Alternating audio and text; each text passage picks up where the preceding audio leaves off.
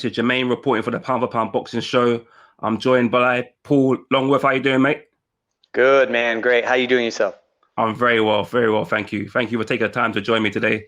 I appreciate it. Yeah, of course.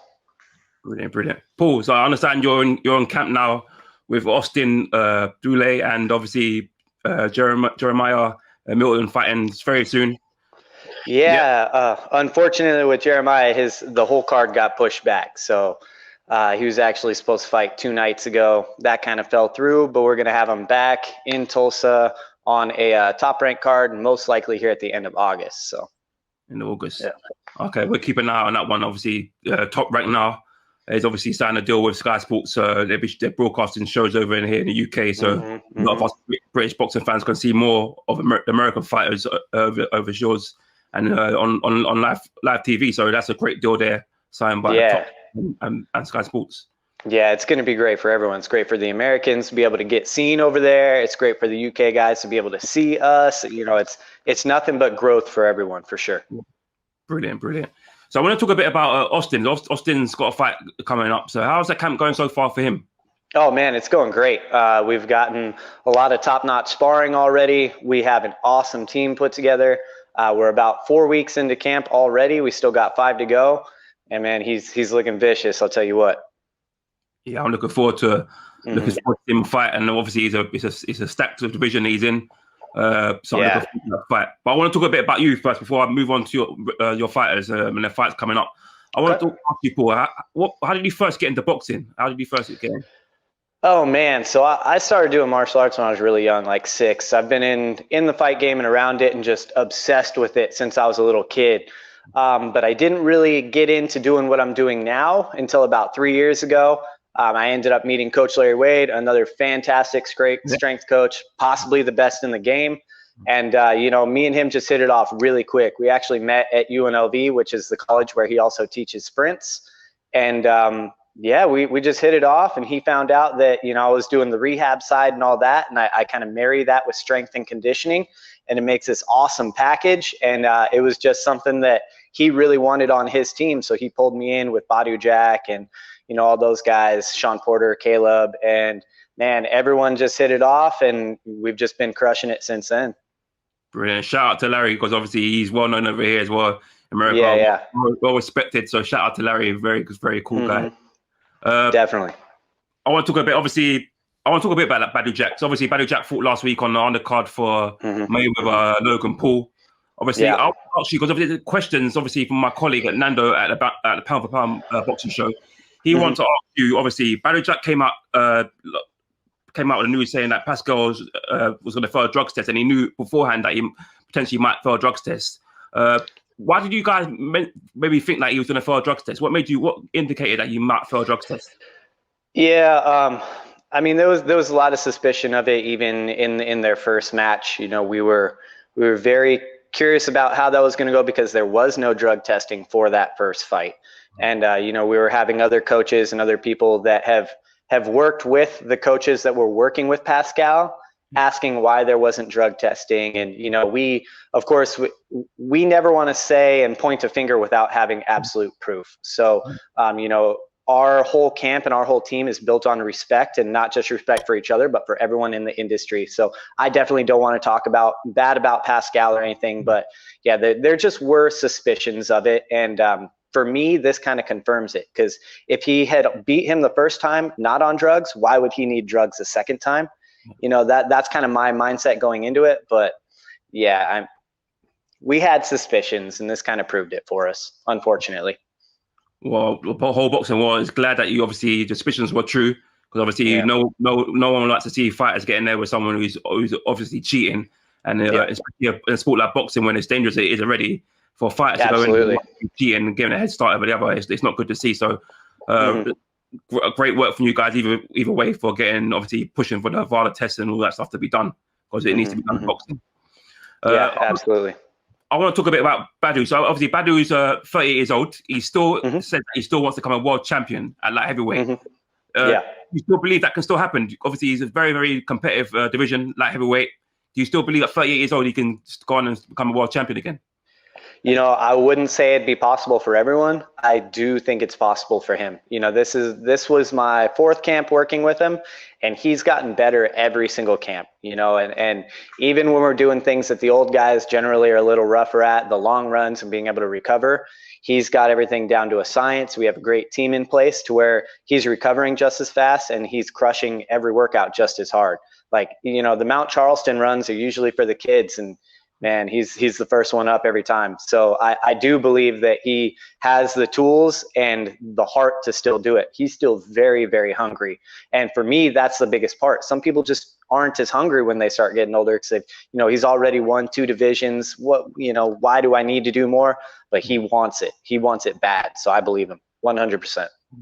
That's the mark of a real champion, that fact that he wants to go on there and make more history, build a legacy, leave a legacy behind.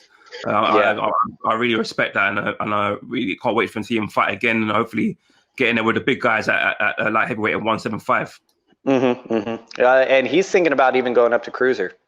Wow. So yeah, he's the one thing that is getting harder for him as age kind of sets on is cutting back down to a weight. He naturally walks around pretty heavy, so he's thinking about going up to cruiser and trying to make it 3 division world champ. Brilliant. Obviously, let's talk a bit about the light heavyweight division. Obviously, in the UK, this is a question from my colleague Nando at the Pound for Pound Boxing Show. He wants to ask us if Badou Jack was to potentially come over here and fight in the UK against one of our top guys like Callum Johnson. We've got Anthony Yard, Joshua Boatsi. Could you see a fight like that maybe materializing if it was for maybe a world title? Oh, I definitely see it happening.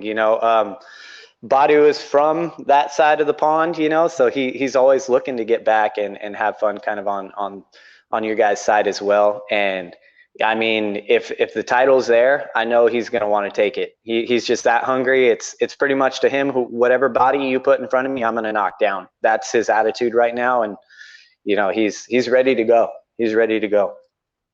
Yeah, I mean, there'd be some great fights there if it was to fight at 175. Obviously, another fight I didn't mention is now mandatory for the WBO light heavyweight title is Lyndon Arthur as well. Our very own Lyndon Arthur. Potentially could meet Badou Jack one day in it for a world title. So you've got so many great fights. So if he was to come over there and fight in the UK, there would be some great fights there out for him. Absolutely. And, as far as the team goes, I feel like we're all happy to make that happen too. So hopefully. Yeah. Brilliant. So I want to talk a bit about, obviously, commiserations here from, obviously, Shane Mosley come up short a couple of weeks ago in his fight against Jason Quigley. He was looking in terrific shape going into this fight. Obviously, lost on points. I want to ask you, though, where do you think it went wrong that night for Shane? Well, with Shane, it's always a question of if he can stay mentally 100% sound. There's no question he's ridiculously athletic. He's very, very technically skilled boxer. It's just, can we keep him under mental control? And if you watch that fight, the first 4 rounds, he was beautiful. He was a tactician. He was picking it apart, and he was moving amazing. That low blow caught him, and it's just like a light switch for him. He goes from tactical and very, very mentally sharp to like emotional.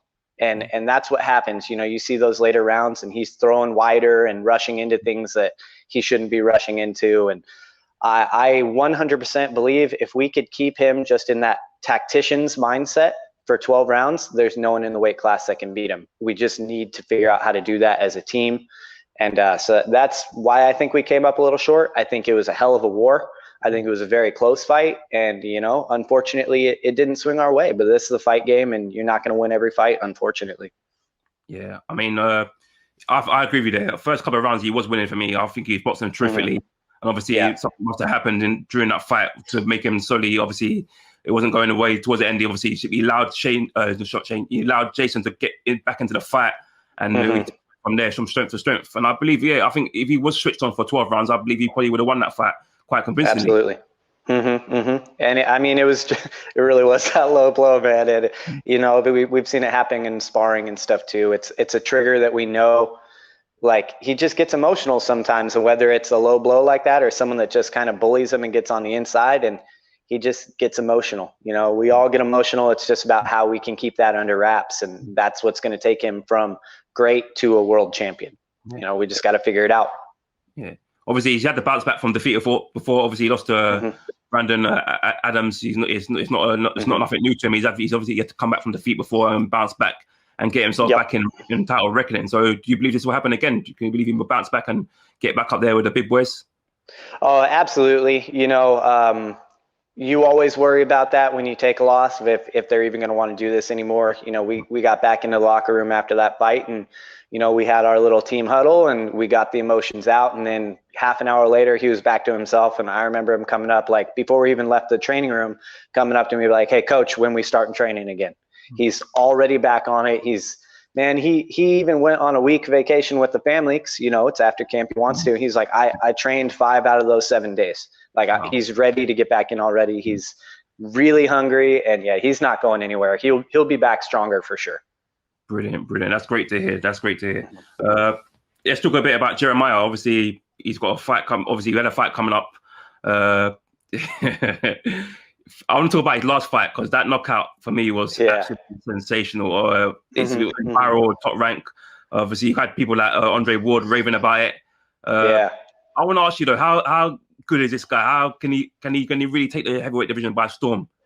Man, he's damn good. He's been in with a lot of great people already, you know, sparring wise and stuff. He's been in with Fury, Hunter, you know, Ortiz even. He went down and did a camp down there with them, and he really is good. And especially for the limited amount of years that he's actually been boxing, he's got a lot of talent, you know, and we're making improvements every day.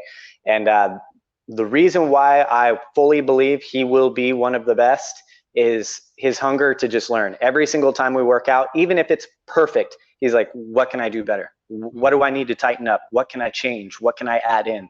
He just has that mindset all the time. And that's how you have to be, because, you know, the difference between 20th and 1st in where we are in as high level as we are, it's fractions of a percentage. You know, so it just has to be that detailed, and he has that mindset to do that. And he is explosive for the size that he's at, you know, very fast, very explosive, very powerful. And yeah, he's got a long, bright career in front of him for sure. Yeah, I'm looking forward to following his journey. I want to talk about obviously the likes of the heavyweight division in the United States. Obviously, you've got some great champions like Gerald Anderson. You've got likes of obviously Kevin Johnson still there. You've still got potential fights with what could happen maybe one future with Dominic Brazil. Would you like to see him one day, once he obviously comes through his next fight, maybe push on against some fighters who maybe in the top 20? Yeah, we'd love that. And, you know, he wants that too. You know, it's just he's at that part in his career right now where we need to get a few before anyone even sees us as worthy to do that. Even with the knockouts that he's having, you know, they want a few more before they're like, okay, this kid's for real, let's give him a shot. But I mean, we're ready to go, if you ask me. And the hardest part so far in his career is being able to find opponents, because people will be like, oh yeah, I'll fight him, I've never heard of him. And then they see his like amateur career and stuff like that, and people are like, never mind, I'm out.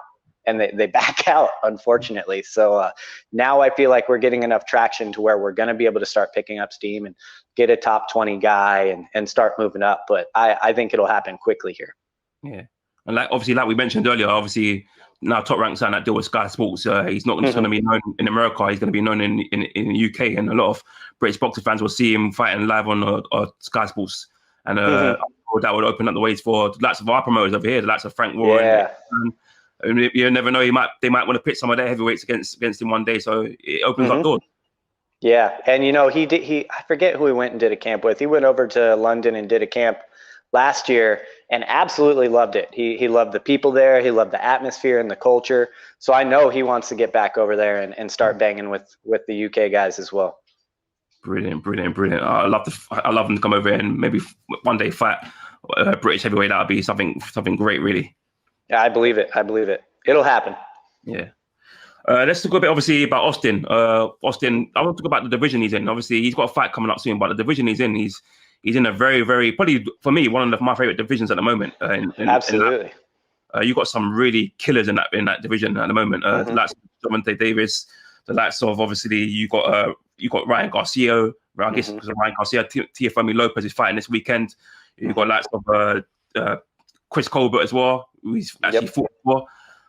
How far do you see him going? Can you see him maybe pushing on and fighting these guys for world titles? Yeah, no, I totally do. I think this next fight is going to prove that. It's going to put a stamp on it, and people are going to be like, all right, Austin Dulay belongs here. He's extremely fired up, and I feel like in the fights that we've seen with him, we've seen a C+ B- version of Austin Dulay. He has so much more to offer, and this fight he's going to show it. So I do believe he can hang with those guys, and I do believe he's going to make a statement here this next fight. That's all I'll say with that. Yeah. I want to ask you, obviously he came up short against Chris Colbert, but how much has he learned since that defeat, and how much has he improved as a fighter since then? Oh man, he definitely that was the fight before I started working with him, but I did come in with him right afterwards, and so I did hear quite a bit about their team huddles and stuff after that fight of what needs to be improved, and we've made a lot of changes to every aspect of his game, to the training methods that we're using boxing wise, the training methods we're using strength and conditioning. Our nutrition has completely evolved. We've even started adding in breathing technique and like mindfulness training, neurological training with neural movement and things like that. We've added in a lot of pieces, and he's grown significantly already, and it's just going up for sure. Brilliant. Let's talk a bit about the boxing in general. Obviously, you've got a massive fight coming up this weekend between Tifo Lopez and George Gambosos. I want to ask you, how do you see that fight going on Saturday night? I think it's going to be a banger, that's for sure. Both those guys are just hungry and hard and fast, and I think it's going to be a great fight. I got to go with my boy Tio, though. He's been training at a lot of the gyms that I was working at in Vegas before I came out to this camp, and he's on it right now, and and he built up so much confidence off that last fight, which is making him even better. And he's putting in work with a lot of good guys. And yeah, so I'm going with Tio. I'm putting my money on Tio for sure. Yeah. And I've recently done an interview with Jorge Rubio. He's one of his trainers, and he was talking about maybe one day, obviously, he comes through this fight with George Gambosos, that he would like to fight Devin Haney. Obviously, I want to ask you, what do you make of Devin Haney's performance against Jorge Linares a couple of weeks back? Oh man, it was good. I missed the first couple rounds of it because that was right after Shane. So obviously we were still in the locker rooms. I think I caught 8 through 12, and honestly, I wasn't the most impressed with Devin in those rounds. I felt like Linares was coming back and he was really laying it on him. I hadn't had a chance to go back and watch the tape of the first rounds. So I can't give it a full, my full conclusion, but I would say Linares was laying it on him. And I think in that fight, Tio takes him. Yeah. I just don't think that Devin he's very fast, very technical. Man, his defense is amazing. Yeah. I just don't think he has that power that Tio has. And once he starts really getting laid into, you could tell a difference because, Linares does have that power. And when he was landing, it completely changed the tides. I think that same thing's going to happen. I just think it's going to happen earlier on in the fight. Yeah, I mean, it was a really good fight. I believe, obviously, we saw some signs of weakness in terms of a lack of experience from Devin Haney when he got caught towards the end. Linares showed, obviously, that he still was capable of putting on a good show. And I thought it was a good fight. Obviously, I thought Linares probably started a bit slow. Maybe if he probably would have started a bit more faster pace, he probably could have caused more problem for Haney, without a doubt. I think he just done enough to win the fight, if I'm honest. Yeah. And like I said, I didn't see the first half. I only saw those last 4. So, but that's what I've heard from everyone else. And the only thing that I was worried about with Devin is once he got laid into, that last round, you could call it technique, where he was, just grabbing on, trying to withstand the round to win on points. But I call that panic. How quickly he was trying to grab back on, that was panic. And that tells me, when things get really into the deep end of that pool, he can't swim. That's what that tells me personally. But, maybe it was just the corner saying, hey, grab onto him, but it looked like he was panicking to me. Yeah. I want to ask you a question. If you could see some fights happening over all divisions in boxing, what fights would you like to see potentially that haven't been made yet?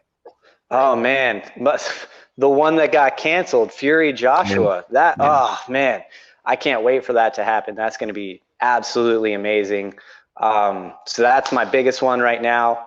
What else would I like to see? I would really like to see Garcia and oh man, there's so many good people in that, like you were saying. I think Garcia and Haney would be really good just because they're lightning fast, super technical. I feel like that would be a great fight. Those would be my top two for sure. Yeah, obviously Garcia, Haney got a bit of history from the amateurs as well. So yeah, hopefully they can get it on one day. Hopefully, or who knows, for a world title, if Haney's still champion, he doesn't fight Tiafoe Lex, then maybe one day they could fight for a world title, and that would be something special. Yeah, absolutely. I think it would. Yeah. I want to ask you, obviously, you mentioned Anthony Joshua, Tyson Fury. Me and my colleague Nando would like to do a little show reel of all the trainers and fighters we've been interviewing over the last 15 months. We're going to talk about our predictions. We're going to ask you your prediction for the Joshua Fury fight if it was to happen sometime later this year. Man, if it was to happen, I think it would be an amazing fight. I gotta go with Fury though. You know, he's so tall and so creative and so fast for how big of a human being he is. And, you know, being there through some of his sparrings, man, he's hitting guys that I know personally and I know don't go down easy, and he's rocking them with just play shots. And, you know, Joshua's obviously a genetic freak as well. He's huge, he's fast, he's strong. I just don't think he's going to be able to withstand almost the awkwardness of, you know, the gypsy, man. He's just on another level, if you ask me. Yeah, it's going to be a great fight. Obviously, hopefully it does happen. Obviously, a lot of British boxing fans are very disappointed over the last couple of weeks of the news. Absolutely devastated. Hopefully, well, in a way, it could be a blessing. Maybe one day we might get one on the first or second fight in the UK if we're lucky, and that would be something special because we've got some massive stadiums over here. And if it was to happen in the UK, it'll be something. It will be an absolutely historic night of boxing. Yeah, absolutely. And a third one. Sorry, got to go with my boy Caleb and Canelo. I was just about to get to that. Yeah. Obviously, it will be for the undisputed super middleweight championships. Obviously, the new fight. Obviously, I'm hearing it's going to be very close. Obviously, in negotiations at the moment. Obviously, Canelo wants that fight badly. Caleb wants that fight badly. So, what makes you think that? What's the reason why you think Caleb's going to be victorious on that night?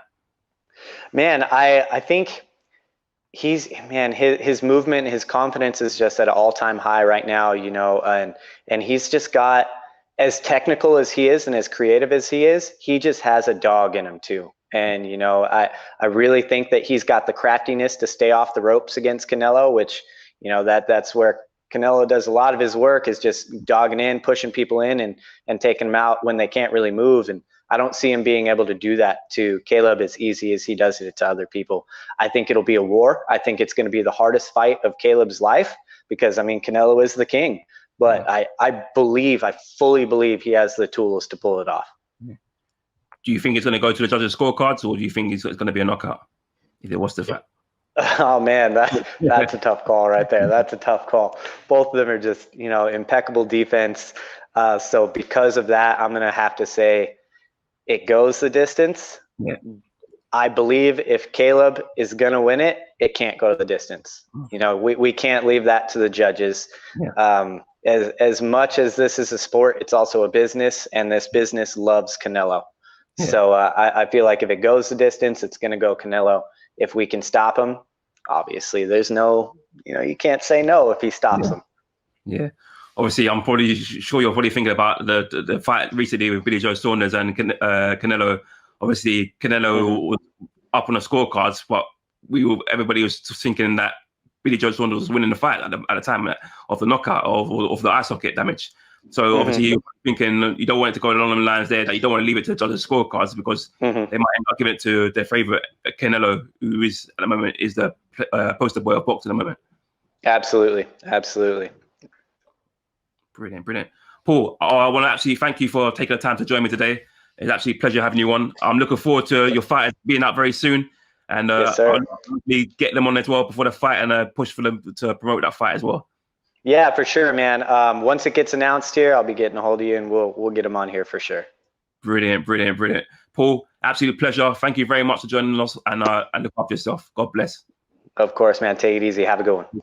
Bye-bye.